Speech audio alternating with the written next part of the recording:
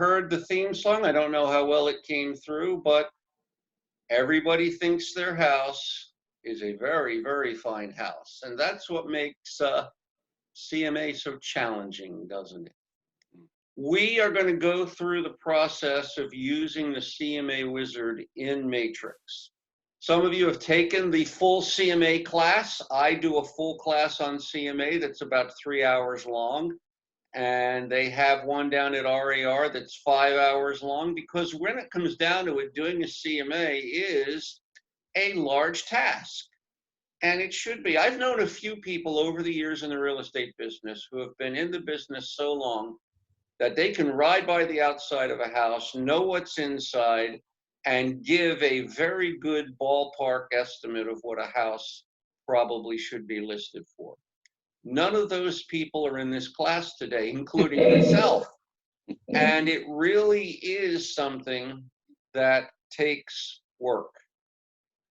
In fact, if you think about it, what you are doing when you do a CMA is you are telling somebody what the most valuable asset they're ever likely to own in their life is probably worth, so that you can guide them through what is probably going to be the single largest transaction of their entire life. Not to put any pressure on you, but that's really what's involved with a CMA. And of all the things that we do as professionals, doing CMA in the right way is one of the most important and one of the most professional things that we do. We're not going to go into all of the details, but when you do a CMA, you should gather as much information as you possibly can about your subject property. And you can pull it from the MLS, you can pull it from tax records, and even other sources. When you look for a property in MLS, if it's been listed previously, there may be a tremendous amount of information there about a house that you probably have never seen before in your life, maybe even never driven by or even been in that subdivision before. And so you can get a tremendous amount of information from the MLS, including history. You can go to the tax records and get valuable information there, including very often current and past mortgage information. And all of that information can be extraordinarily valuable as you prepare to research a property in order to give someone your opinion of value. And remember what I just said, because a CMA is not an estimate of the value of a property. A CMA is your opinion as a professional of the value of the property.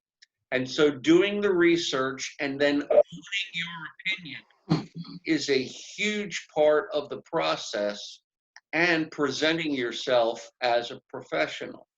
In addition, the three most important words in all of real estate are location, and I won't say it 3 times, it gets corny after a while, but it's still true. And researching the neighborhood, researching the property setting, researching the market in that area and the market in general, and being able to explain that to the person who might be selling the house is also a significant part of doing a good CMA and presenting a good listing presentation. And there are products connected to the MLS that can help you do that. You want to look at the area around that property and see what has been selling, and see how long it's been selling for, how long it took to close, and what hasn't been selling. You should always look, for example, at expireds, because they get to serve as a bad example in most cases. And you want to be able to know much more about the market in the area than certainly the homeowner does themselves. In fact, your goal is to demonstrate in your research process that you actually do know a great deal more about the property and the market and its settings than the person that owns the house. It's your way of adding value to the process. It's your way of demonstrating your professionalism. It's your way of proving to them that you are a person whose opinion and it's your opinion, they can trust. What I'm going to do is switch over to the MLS now, and we are very quickly going to go through the overall process of creating a CMA in Matrix. So I'm going to go find my screen here, and we'll make sure that I get the right screen. So does everyone see the Matrix screen with my mouse pointer moving around on it? Yes. Yes, nod, Yes. thank you. And there's more than one way to start a CMA in Matrix. And as a matter of fact, there's more than one CMA in Matrix. There are actually two. You can go up here to My Matrix, go to My CMAs, which, by the way, is where all of your Matrix Wizard CMAs live. And if I click here, these are all of my existing CMAs. All of them are fake, by the way. And by the way, if you need help with a CMA, I'd be happy to help you with everything except coming up with the price, because, well, that's your opinion. But if you need help when you do this later, feel free to contact me and I'll answer your questions as best I can. In fact, here's your homework. Do not let the first time you use the CMA Wizard be to put a CMA report in front of somebody that you hope to impress and list their house and they will one day give you money. You need to do 3, 4, or 5 fake CMAs and let somebody in your office, your sales manager is best choice, or someone in the office that you work with who is mentoring you, look at your work and go over it with you. You need to do 3 or 4. So list your own house, list your mom's house, your friend's house. I once did a CMA on the Taj Mahal. It didn't come out very well. It needed a lot of work. But you need to practice this a few times before you do it for real. And you want to get to the place where you know the process to the point where you're working on something now and your mind already knows what the next step will be.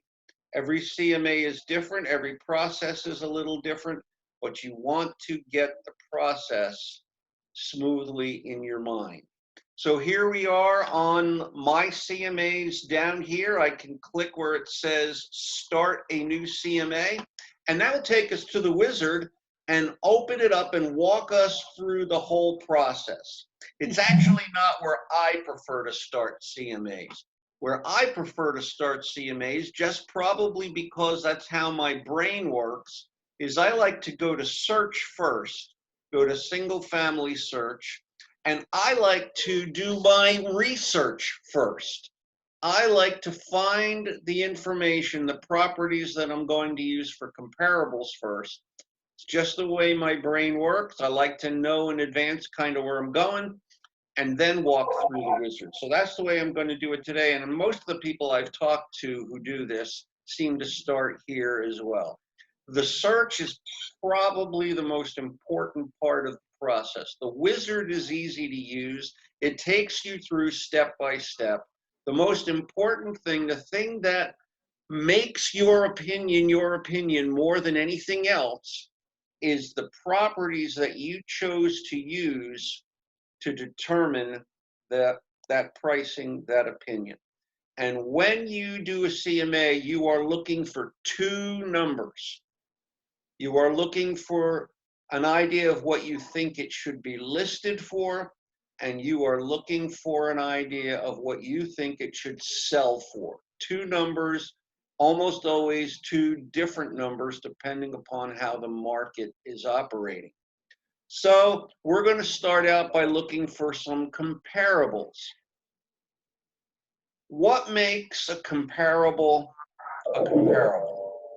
Well, there are 3 things that make a comparable, and they are the same 3 things that make a CMA a CMA. Number 1 is characteristics of the subject property. In other words, you are looking for properties that are overall as similar as possible to the subject property in terms of bedrooms, baths, style, square footage, and things like that. You'll never find identical properties. You want to keep those similarities general, only a few things, but you want them to be similar. The second one is one we've mentioned already, is location. You want them to be either within a reasonable distance from the property. Appraisers try to stay within a mile, but that's not always practical, or in similar other neighborhoods with a similar market. And the third aspect of a comparable and a CMA is the marketplace itself, which is determined by time. In other words, you're not just looking for similar properties, you're looking for similar properties within a time frame. Of course, with active listings, you're looking for properties that are active right now because that's your property's competition. These are the properties your listing is going to compete against. And then you're looking for properties that have sold within a reasonable amount of time. 3 months is best if the market has enough going on, 6 months, but you want it to be the way the market is right now or in the very near past. Because remember, the value of a home is determined by what the market says it's worth, not by what you say it's worth, not by what the seller says it's worth. The market determines the value of a home. In fact, did you know that every properly priced property sells 100% of the time, no matter the condition of the market? And someone might say, well, it had this wrong with it, or this wrong with it, or this wrong with it. But that should have all been taken care of in pricing the property properly. It's never the property. The market determines the value, and every properly priced property sells 100% of the time, regardless of the market. Do y'all agree with that? Yeah. Good, because it's very important philosophy to build your opinion of the value of a property on. So having said all of that, I'm going to start our process over here by creating a search. And I'm just going to create a general search for a very typical property. In the full class, I like to spend a lot more time on searches because it's a good opportunity to teach people how searches work. But for today, since this is a workshop and it's a summary class, I'm just going to go ahead and create a simple search. But if you come up with a specific question, please feel free to ask it. Probably other people will be interested in the same question. So over here, I'm going to start by saying single family. And we'll do active listings because I did mention that is my listings competition. In fact, I like to ask myself when I list this property, and notice I said when, not if. When I list this property, am I going to show it? And of course I am, because I want to get both sides if I can. And so what other properties right now might I show at the same time as I show this property? That's a good way to think about what you're looking for active listing. And of course I want solds because those are the properties that I'm going to draw actual numbers from. And I can control the time here. I'm trying to get a lot of properties in this search result, so I'm going to leave this on 180 for now. But if I were doing this as a real CMA, I'd probably at least back this down to 90. And I like to include expireds because, as I said earlier, they can serve as a bad example, especially if I can use them to demonstrate that the reason that they didn't sell is probably because they were a little bit overpriced.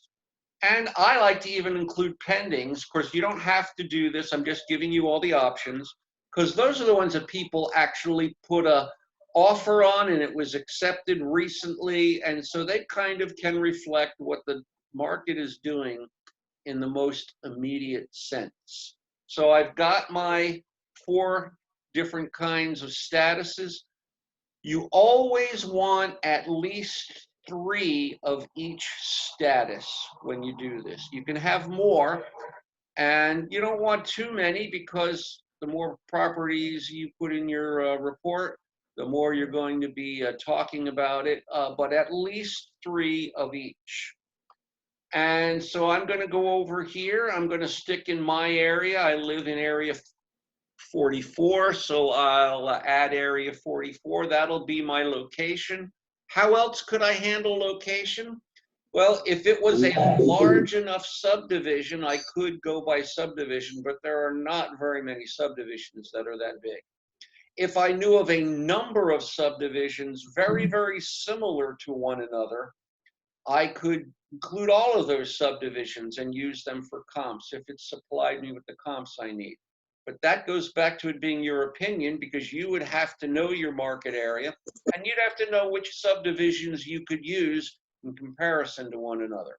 The other way I could do it if I wanted to limit it, of course, is to do a map search and draw a shape or a radius around where my subject property is located. Those are all different ways that you can control the location so that you are either within a reasonable distance or looking at similar market areas. I'm just going to stick with area 44 for now, and we'll put in an approximate price range, because if you did the research I talked about at the beginning, if you researched the subject property and collected all of your information, if you researched the neighborhood and found out what was going on and what was selling and what wasn't, you probably have already been able to come up with, in your own mind, a general range of where you think the price for this property is likely to fall. And I'm going to, again, put in a wider one than I would if I were doing it for real, because I want to have lots of properties to choose from later as we talk about that process. So I'm going to do 190 to 275. That's too wide in most instances. You probably would go narrower than that, but it'll give me enough properties down the road. And just to make sure everybody knows how to do this, because some of the people watching this video may be looking at it and using the MLS for the first time, I'm going to put in my subject property has 4 bedrooms. So I can put in 4 here. If I want 4 or more, I can do 4 minus. There it is. If I want, 4 plus, what am I saying? Not enough coffee this morning, obviously. If I want 4 or fewer, I would put 4 minus. If I want 3 to 4, I would put 3-4. And all number fields work the same way with those 3 symbols. I'm going to stick with just 4 because I'm doing a CMA and I'm trying to stay similar. On the other hand, this property has 2.5 baths. And there's a special way to put baths into Matrix. I want 2.5 baths, so I type 2.1. Just write that down. If you typed 2.5, you would be asking for any property with at least 2 full baths and at least 5 half baths, which if baseball starts up again anytime soon, we're going to come to your house to watch the games because there's no waiting at your house. But 2.1 is 2.5 baths in Matrix, at least 2 full baths and at least 1 half bath.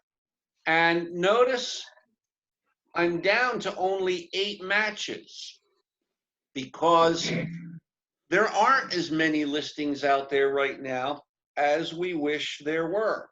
And so I'm obviously going to need more than that. So I am going to change my total baths from 2.5 to 1.1 plus. And now I have 39 matches. So you see, you can't, even on the most basic comparable things, you can't always match exactly what you want. And obviously, when I do this, I'm going to have to make some kind of adjustments for some of the differences in this area. Down below here on style, I'm going to select colonial. Let's see what that does to our numbers. Oh, all the way down to 5. So I'm going to hold the control key down and also select 2-story. Now I have 13.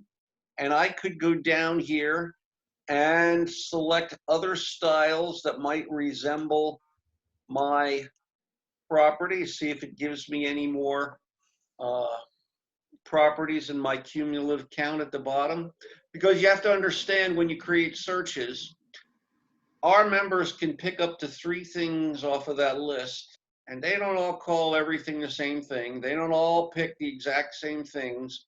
So it can take a little bit of creative thought to figure out what people might have called one that is similar to the property that you are looking at right now, and maybe a little trial and error in order to find some of them.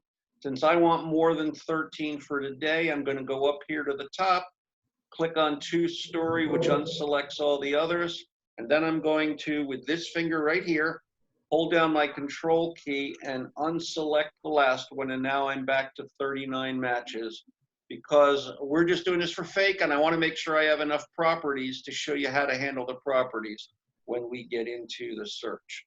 So there's a general search, and I've got some properties down there. And let's assume I'm happy with the search results. So I'm going to go ahead and click on search results, the results button, and there they all are. And so I have some actives, I have some pendings, I have some closeds, and I actually have no expireds, because quite honestly, there haven't been a lot of expireds in the market that we're experiencing right now, even with the conditions that we are under right now. Now, I do need more actives, don't I? Here's a simple little trick. I'm going to go back to criteria, and I am going to add area 36, because it is also Hanover County. And that brings me up to more matches down here. And click on results. And there I have some more actives. So you may still have to go back and adjust your criteria to see what it is that you're looking for. I got one expired. Now, I don't think I'm going to get enough expireds to use expireds, but here's a little trick that always works with expireds if I want to get more and I don't have enough. This would work with pendings, and this would also work with solds. Since they are limited by a time frame, and I now have 58 matches down here. If I go to expired and I make this time frame longer, let's try making it 300. Notice my match numbers went up. Because it was the only change that I made, I know that all of the new properties are expireds. I still might not want to use them. They're pretty far back. But if I go to results now, I now have expireds. I could have done the same things with pendings. I could have done the same thing with closed or sold if I were looking for more. So you want at least 3 of each. You want them to be as similar as you can. You want them to be in a reasonable distance or similar market to your subject property, and you want them within a reasonable time frame. Any questions about that? All righty, then the next step is entirely up to you. I can't tell you how you should do the next step. I can only show you some practical ways of doing it. Because the next step is to select from this list what you want to use as comparable properties. Only way to do that is to look at them, and nothing makes this more your opinion of the value of the property than what properties you selected as comparables and why you selected them. And there are, what, 6 or 7 people here and live in this class. And I can tell you right now, if I had each of you look at this list and pick your comps, no 2 of you would pick the same properties. That's why it's your opinion. But there are some techniques you can use to make the task a little smoother. First of all, you can literally look at the list itself, because one of the things I tend to do is, since I didn't search by subdivision, if I saw some here that were actually in the same subdivision or an immediately neighboring subdivision, I would probably tend to want to pick that one above some of the others. The other way you're likely to do it is to go to one of the reports, and we'll go to the agent long report and actually look at them. And this is really where it becomes your opinion. You look at the property and you check the box here if you want to use it or not. And this takes a little bit of time. I suggest a nice cup of coffee, a small box of Krispy Kreme donuts with the phone off the hook, and just take your time going through here, picking your comps. And so you can look at this. By now, you may not even need to read a whole lot of the details on the property because you did your research so well and you did your search so well. You can look for similarities, but very often this is the point at where you look at the picture and you get a feel from the picture for whether it's similar enough to use as a comp and whether it's not. So this one here I might not use, and so I'll click on next and go to the next one. This one I like. I'm just making this up, by the way. We're just selecting properties now. And so I check it off and go on next. Oh, I know this one. It's one of our listings. Pretty cool. I'm not going to compete with one of our listings. Yeah, one of our listings. But this one actually, I do like this one, so I'll check this one. And then just go through the list, decide the ones that you want to use as comparables, and check them off. Any quick questions about selecting your comps? I ran into a situation recently, John, where the neighborhood / subdivision was spelled wrong. Two neighborhoods, the name similar. One had Carrie, one had Gary, and I ran the comps and it didn't pull up. You know, usually I would use the map. This particular time I didn't, so I missed two. Yeah, and that's why the map is often good, especially in an area that might be common. Now, it's interesting you say that because usually that's caused by the fact that our older MLS systems, and I'm talking 15 years ago, you didn't pick subdivisions from a list. You typed them in manually, and you can guess what the result of that was. And that's where a lot of those wrong subdivision names came from, because they can't be removed from the list in our current MLS because those listings are still in our database and people can go back that far and look for properties for other purposes. And so, yeah, that's where that comes from.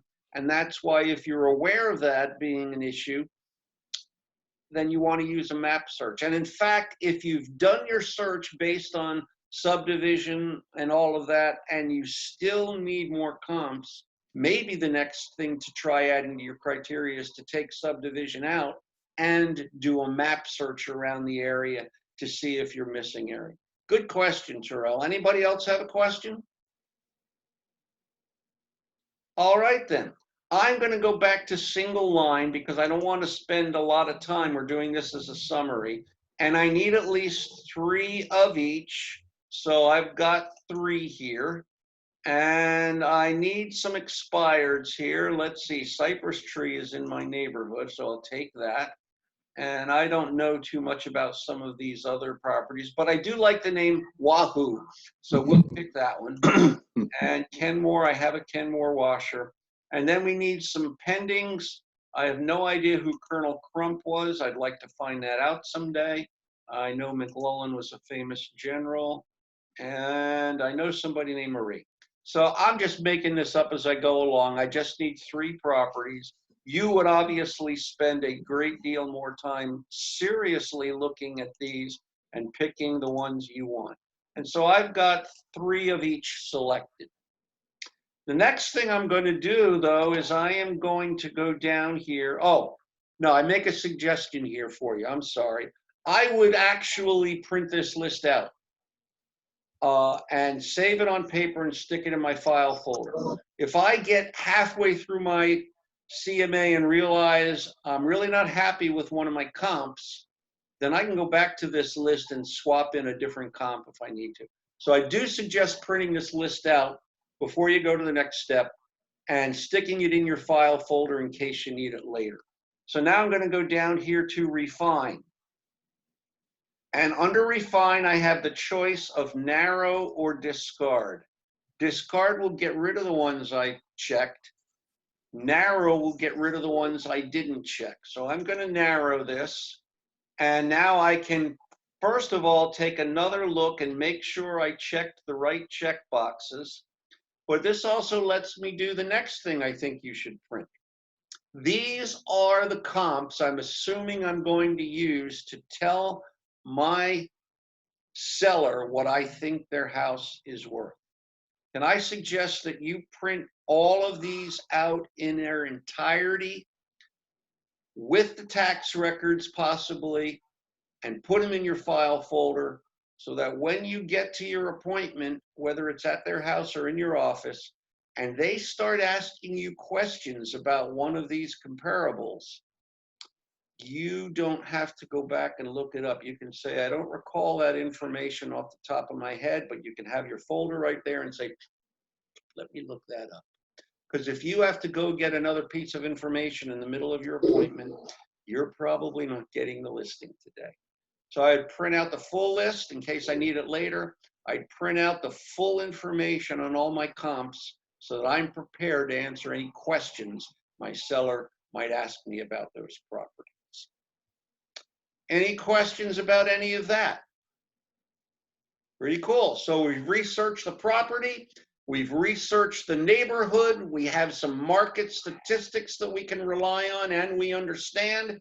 We've selected our comps. We've saved all the information on our research. Our file folder is now at least an inch thick, which is very impressive when you carry it into the room. And we are now ready to start our actual CMA report process. Now, I'm going to go back here to actions. And here are all of the big blue bottom buttons. Here is where the CMA Wizard is located.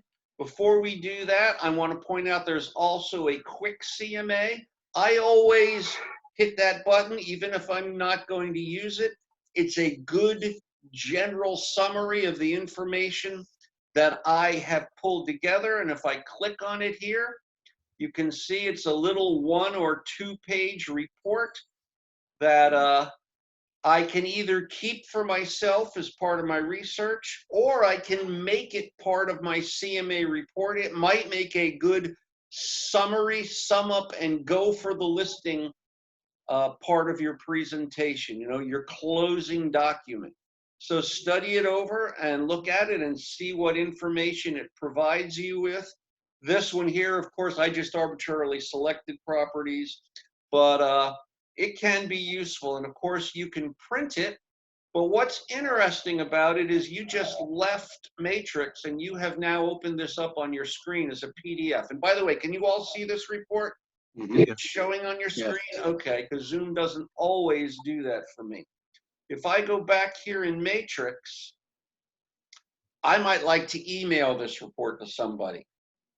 And of course, since it opens in Adobe Reader, you could save it as an attachment and email it that way.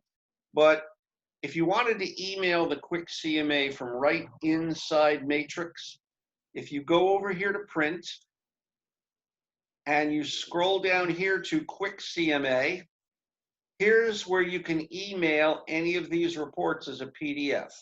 So for some reason, the way you email the quick CMA is you go to print to email it instead of going to email. But now you know. Any questions about that? I'm going to go back to results. So there's the quick CMA. I'm going to go into the CMA Wizard now. Any quick questions about anything that we've talked about, or I'll admit I talked about so far? All righty, let's go into the CMA Wizard. We'll walk through the wizard. We're not going to poke into every nook and cranny today, but I am going to go through the process Feel free to stop me where you have questions or if you've used it before and have gotten stuck. So the first thing that we need to do is assign a contact. Obviously, this is going to somebody. And if you've had contacts in Matrix before, you can drop down this list and all of your contacts show up here. As you can see, I only work for very famous, very fictional, or sometimes old dead people, because I only do this for training purposes. But you want to create a new contact, and they get saved in your contact database here in Matrix. There are two things that you perform in Matrix where you put in a contact and they are automatically saved under my Matrix under contacts. One is when you do the CMA Wizard, and the other is whenever you do an auto email, and they are automatically saved and you can recover their information in here anytime that you need it. So we're going to create a new contact today, and since we had a theme song, some of you may be old enough to know who Graham, I think I got that right, Nash was. And if you don't, rewind the video later and listen to the theme song, see if it reminds you. And you have to put in an email, because remember, anything that's yellow in Matrix is required. So I will do CSNY. I'm making this up. And when you do your fake CMAs, please use your own email address. Don't do a fake one for some famous person and make up a fake email address for them. If it turns out to actually be theirs, they're going to be very frightened by you. So one of the things I suggest in all your practice, auto emails, doing CMAs, is you probably have more than one email address. So make believe you're your own customer, your own client, your own seller, and use your hometown email as your agent side and use your personal email as if you were the customer, and send stuff to yourself and see what it is that your customer gets, so that when they call you and ask you questions, you'll know what they're looking at. Just some good advice. And you can add lots of other information here if you want to, but the main thing that you need is the name and the email address. Click on save, and you could put some description down here in case you forget who Graham Nash is, who, by the way, is the Nash of Crosby, Stills, Nash & Young, for those of you who are old enough to remember that. And so your entire CMA Wizard process is just going through the tabs across the top. So it's pretty straightforward, but I'm going to give you some tips and information that'll make the process smoother for you. So the first tab that comes next is pages. And over here on the left are all the pages that I have in my CMA. Here's your next homework assignment if you haven't already done it. These are all the pages that you have available to be in your CMA, and there's a lot of them. You can have a CMA report, presentation report, come out of this that is 10, 20, 30, 40, 50.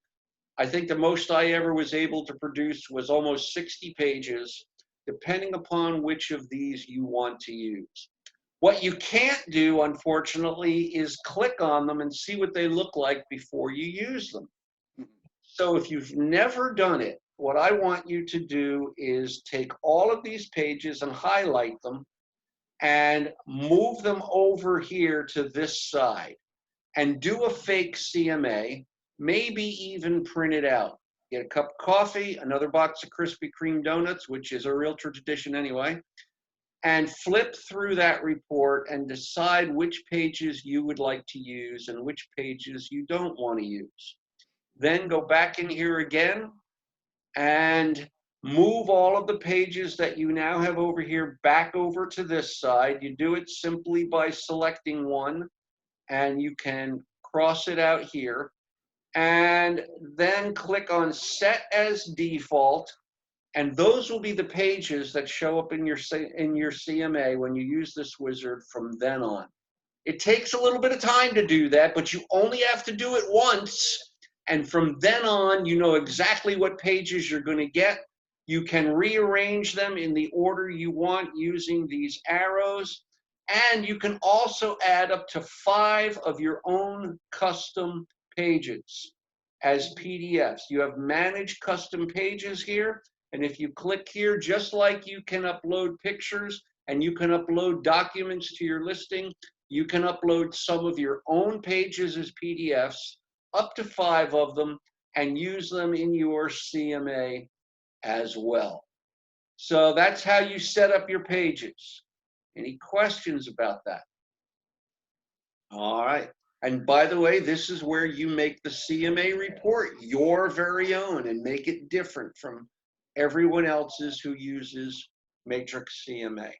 The next tab is your subject property. And this is one of the advantages that I find in the Matrix CMA over some of the other products out there, like Toolkit, is that you can bring your subject property into your CMA and have it right here in the front of your report. You can do it 4 ways. You can type in all the subject property information fields manually, just like adding a listing to it. You have your fields and you put the information in. If I click there, you can see there's all of the fields and you just fill them out.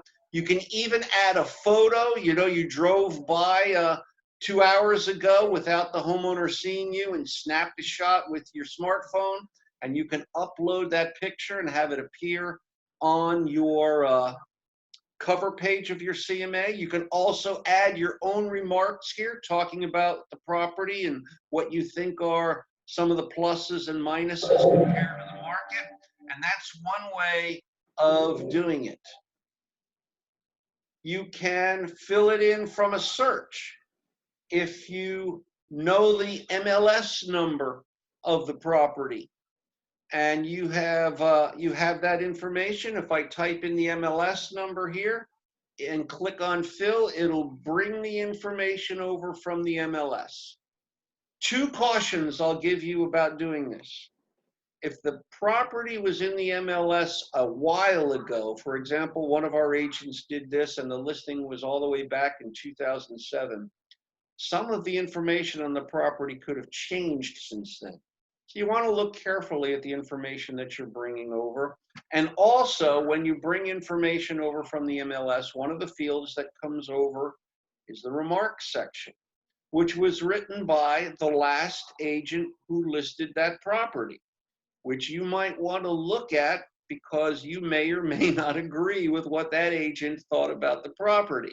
So always especially take a look at the remarks to make sure you aren't buying something into your process that you didn't mean to have. You can also run a search for the property and find the property if you didn't get the MLS number before this, which you probably did. And you can also bring information over from the tax record. You can't do both. You can't bring information over from the MLS and the tax record, but one or the other. Let's go to the manual part, and I'm just going to put in some general information here. Street number will be 1600. Street name, I'll make Pennsylvania Avenue. Well, actually, no, Avenue belongs in Suffolk. I always list the White House because it does change hands every 4 years or so anyway. And so you just go through and put in the information that you have. I'm going to go with 4 bedrooms because that's what my search was. Sorry, I didn't do that right. Total baths, we're going to do 2. Bedrooms, I'm going to do 4. And number of levels, parking, acres, we'll do finished square feet, I'll make 2,000. And I'm just, like I said, creating a fake CMA.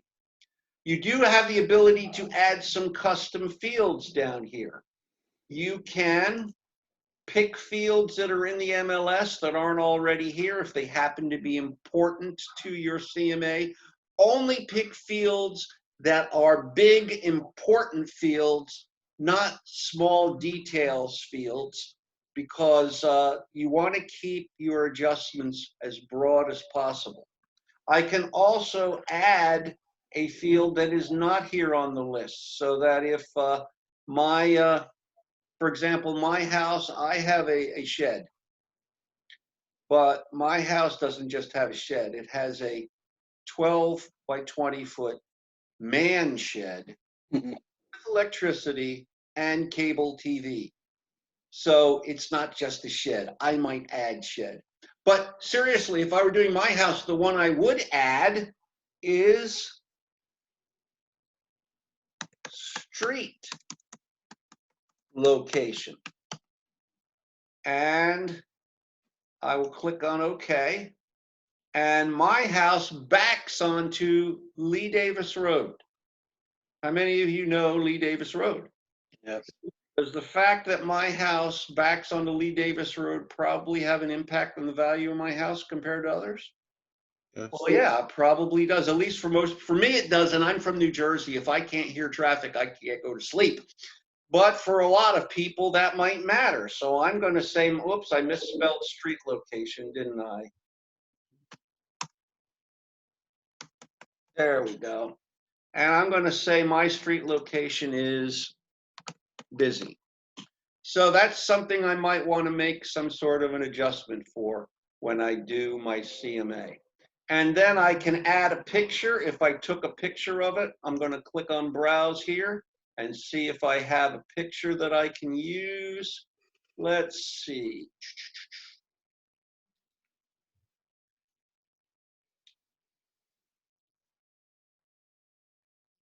Oh, I'm not on my own computer, am I? So I'm going to have to do this differently. I forgot I'm not on my computer. So let's see if I can pull a picture from here. There you go. And that actually is my house from back when I bought it. So I've added a picture, and this will show up on my CMA. Pretty cool. Any questions about putting in the subject property? You want as much detail as you can put in here as far as the fields go, but if you add fields, they should only be fields that seriously matter to the value. Make sense? So now we'll go to the next one. And this is where the cover is going to be. And I can put in the address if I want it to appear on the cover. In this case, it was 1600 Pennsylvania Avenue. I can even put in the phone number if I want to, although why I'd want the phone number of the seller to appear on the cover of his own CMA, I've never figured out. I have an agent picture in here. It's a good thing to do. If you haven't added your agent picture to the MLS, where you do that is you go to Input and you go to, I'm not going to click on it now because I don't want to leave here, but where you can change your password, there's also a place to add your agent photo. You can also click on Edit My Information here, and it should allow you to not only put your picture in, but also make sure your information is here, because unlike putting your client's phone number on here, which they already know, hopefully, you do want them to have your information, and it shows up right on the cover. Any cover questions? All right. That is one of the pages, by the way, that you want to select when you set up your pages. Now we'll go to comparables. And if I hadn't already selected my comparables, if I had gone directly to CMA, then down here at the bottom, there would be a place where I could search and find my comparables now. As I said, I like to find my comparables first, and I can now look at them, make sure I'm happy with them. I'm going to select them all. I just always like to do that to make sure they all come over. Down here at the bottom, I have some choices. I can remove some of them. Remember I said save that whole list? Maybe you get to this place and you have second thoughts about one of your comps. So I could pick the one I don't want to use and remove it, go to add from listings, type in the MLS number I'm going to use instead, and add it and have just the comps that I want to use. The other valuable use of this page is a month from now, it hasn't sold. Instead of creating a whole new CMA, I could go in and look for new properties that have been listed and sold, update my comps here, and create an adjusted CMA to go and talk to the person about adjusting their market parameters to conform to current market conditions, which is way cooler than saying price reduction, in my opinion. So you might want to write that down. No, I'm only kidding. But I can also rearrange the order of them. That's what these icons all on the left are doing. And you want to do that. You want to, especially if you're going to sit with your seller and talk about each comparable a little bit, you want to put them in the order that you want to talk about them in when you talk to your customer. So I have the comps I want. I'm ready to go to the next step unless someone has a question. And you all look like you're doing just fine. So map, well, map is just map. And John, real quick. the location of the properties, yes. Did someone have a question? Yeah, how will we put them in order? You mentioned, I'm sorry. I'm sorry. Well, that's what this does here. If I hold that down, I can drag them up and down. Okay. So good question. So map shows the location of them. It does color code them, which I do like. So by the different statuses, it didn't used to do that. So this is actually usually a pretty good map. Of course, I didn't select comps that I would have actually used. They're a little farther apart in time and such. And so I can include this map in my CMA to show her where her properties are in relationship to the comparables. Adjustments. This is the part of the full class that I spend a great deal of time on. It's the part of the class that everybody wants the most information on.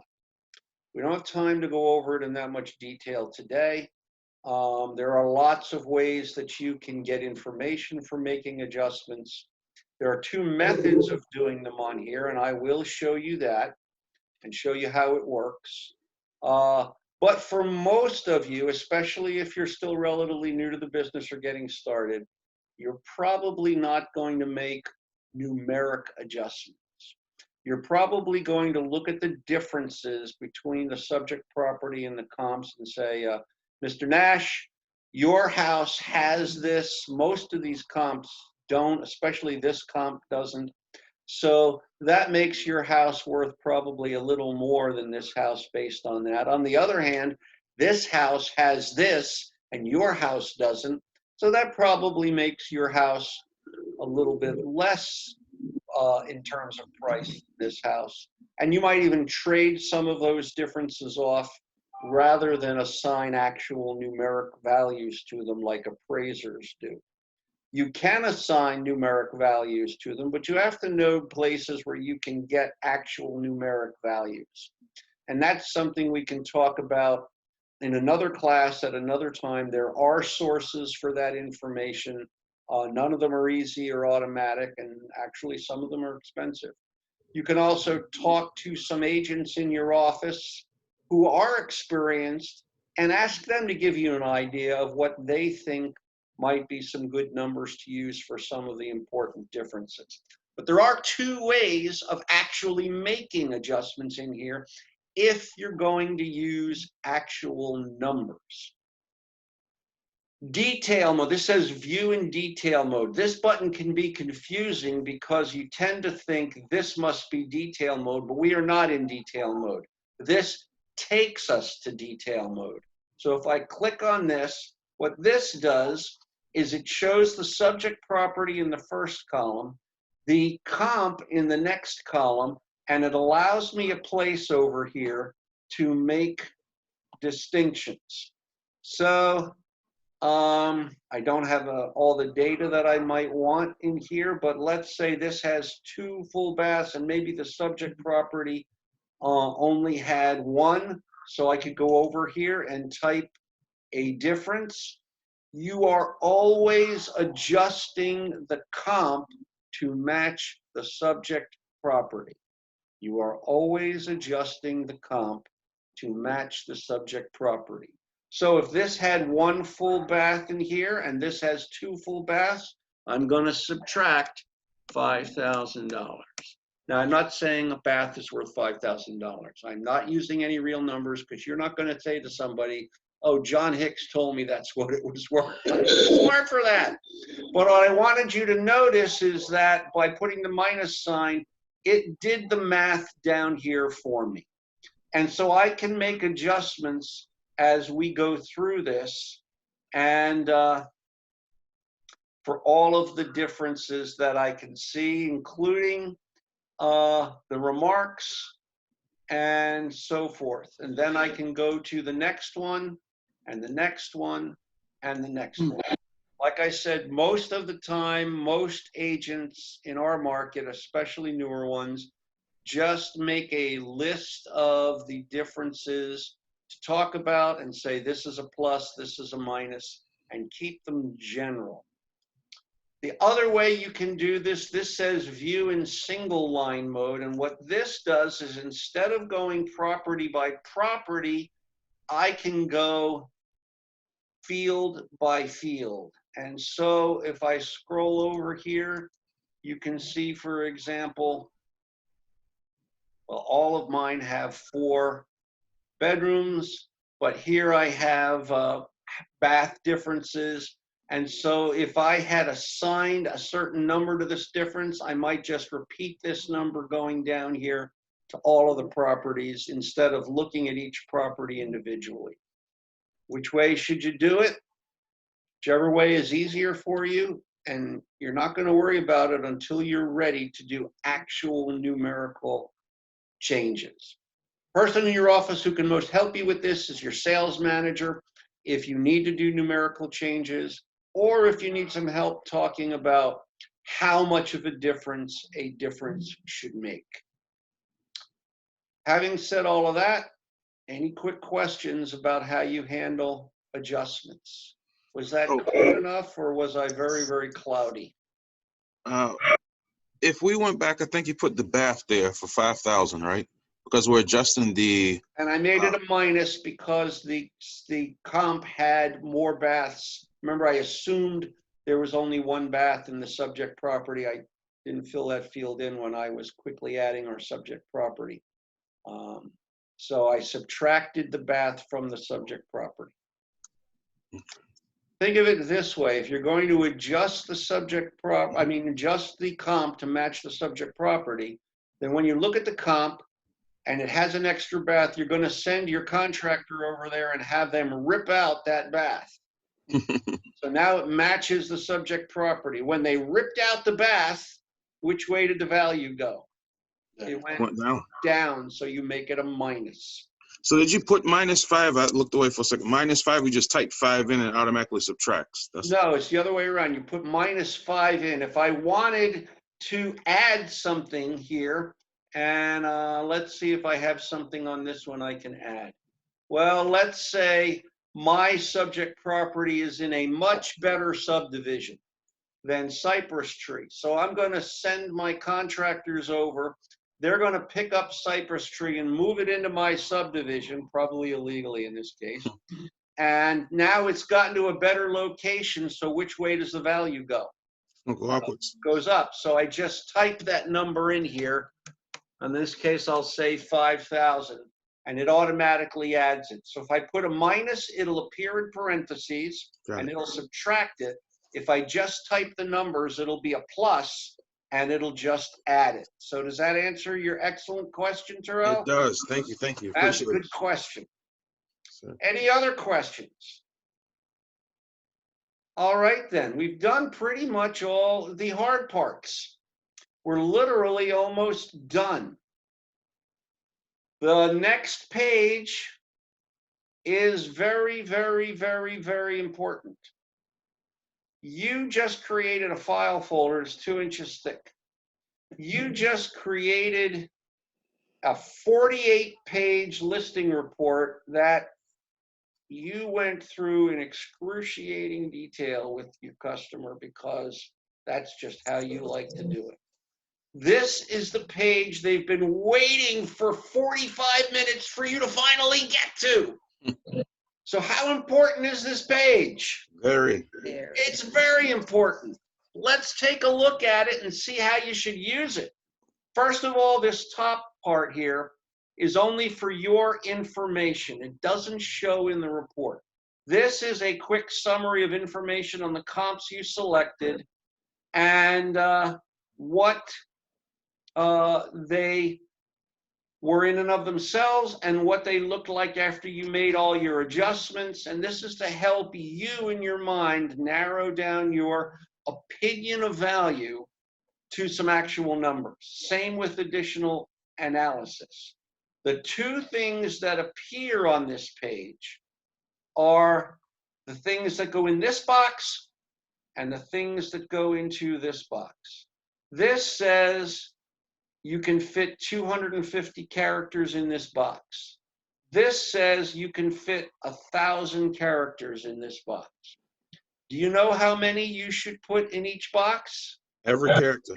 Every character you can. If I go here and I type in here, list price, 235, oops, got to put a $sign in because it looks more impressive, 235,000, and sold price, 233,000. I typed that right? Well, I forgot the $sign, but we'll get that in there. Here's what's going to happen if I do that. I am going to have the most important piece of paper in this entire thing that they were waiting for me to get to, an 8.5 by 11 sheet of paper, and it's just going to have those 6 items, those 6 words in about a 10-point font, and the rest is going to be blank. Very unimpressive. So you want to fill it out. Now, what I always recommend is put your basic wording into a Word document, keep it on your computer somewhere, maybe right on your desktop, so that you can just copy and paste it over and then edit it for this particular property. So in the first box, you might say something like, based on my investigation of the market and the research I did on your property, and looking at some of the properties that have been listed, are currently available, and properties that have recently sold that are similar, it is my opinion that the list price best suited for your property would be blank, and that it will probably sell at around blank. I'm just making that up, but some sort of sentence like that. In the notes section, you could put in information about the market in general, what's going on out there. You could put in information about why Hometown is the finest real estate agent on the face of the planet, and that you are the best looking real estate agent in all of Hometown. Something in there to fill up that space. And like I said, if you put it into a Word document and save it, you can just copy and paste it over and then just make a few changes to personalize it for this CMA. But that's the importance of this page. Y'all agree? Yes, agree. Alrighty, so we have actually gone through the entire wizard. And if you do a couple of them for fake, it gets old and quick really fast. Any last quick questions? All right, then let's finish it. Now you have 2 buttons left up here. You have finish and you have a save button. I always click on the save button. You don't have to. There is an auto save in here, but I am a belt and suspenders kind of person, and I don't want to get into the next step and find out for some reason auto save didn't auto save. So I always do that. And now we'll click on finish, and you can see the summary of my report. You can see the picture that I used and the pages And I can do two things with it at this point. I can view it and I can email it. I'm going to click on View CMA, and this will take a minute to come up because it's compiling all those pages. In fact, I probably should have clicked on it immediately. Now I have to talk a little bit while we are waiting for it to come up. But it's actually quite a nice looking report. In fact, it'll probably look nicer on my screen than it may on yours as it comes over. Still generating a CMA. Wow, this is a good CMA because it's doing a lot of work. While we're waiting for it to come up, has anybody used this in an actual presentation before? You have, Brenda. How'd it go? We're okay. We're okay. Yeah. Does it increase your confidence to have something like this in your hands when you sit down with your customer? Most definitely. Yeah, I work most better from definitely. script. Right. It's as good for you as it is for them, really. So here's the cover page. It's a nice looking cover page. And as I scroll through this, you can see all of the pages that are here in my report. Here's one of the custom pages I added. And some of this stuff is traditional stuff, the importance of pricing it right. I am scrolling down to one particular section because I want to make you aware of it. There's a summary of the comparables. There's a market share report, a couple of them that we've done in the past. And if you don't have those, I have some. Pop me an email and I'll send it to you. But what I'm looking for is something called the Pro Report. There's the adjustment pages that I did with all of the comps. The other thing that I could have done is I could have actually printed out those comps and inserted them in here as well, either in customer short or brief. If I wanted more information on them as part of the report, you can really make this thing huge if you want to. Pricing graph. Here's the CMA Pro report. You all see this? This is one of your selections when you set up your pages. What you want to realize is actually about a 9 to 12 page report in and of itself. And you can either use the whole report in your CMA. I like it. I would use it. It comes with all of these pages. They say CMA Pro report up here at the top. Or not. You can't select individual pages from it unless you wait until after you've printed it and just slip those pages out. But I think you will like it. And as you can see, this is quite a good looking report. You want to get familiar with it so that you, as you are presenting it to somebody, you know what the follow-up pages are going to be. And I suggest on at least one of your practice reports, sit down with somebody.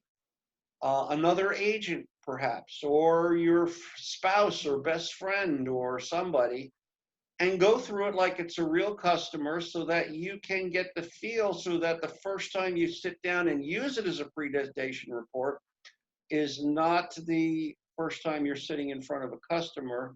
You want to be a little smoother than that. So that's the CMA Wizard. That's how it works. If you do a handful of them, you will be just fine. If you go up here to my matrix and my CMAs, here are where all your CMAs live, so you can go back to them and get them. If you click on the little downward pointing arrow in front of them, these are the things you can do with that CMA. You can edit it. Like I said earlier, you can use it to go back for your price adjustment. And of course, if they did list with someone else, you can click here and delete it. It only gives you about 4 seconds of satisfaction, but if you frown while you do it, you'll probably feel a little better. Any last quick questions about our CMA? Well, then thank you very much for being here. You were an asset and a good part of putting this together. And I will make sure that the link to this recording goes out. Let me turn off the recording here.